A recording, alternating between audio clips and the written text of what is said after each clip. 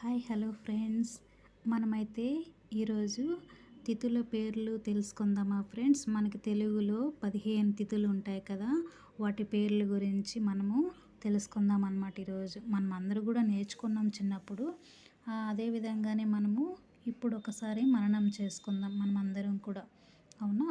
మొదటిది వచ్చేసి పాడ్యమి, విదియ, తదియ, చవితి, పంచమి, షష్ఠి, సప్తమి, అష్టమి, నవమి, దశమి, ఏకాదశి, ద్వాదశి, త్రయోదశి, చతుర్దశి, పౌర్ణమి లేక అమావాస్య. ఇలా మనకి 15 తిథులు అయితే తెలుగులో ఉంటాయి. 15 రోజుల తర్వాత మళ్ళీ ఇవే వస్తూ ఉంటాయి అన్నమాట రిపీట్గా. ఓకేనా ఫ్రెండ్స్. నా వీడియో అందరికీ నచ్చినట్లయితే అందరూ కూడా ట్రెండింగ్ ఉన్న ఛానల్ లైక్ చేయండి, షేర్ చేయండి, సబ్స్క్రైబ్ చేసుకోండి ఫ్రెండ్స్.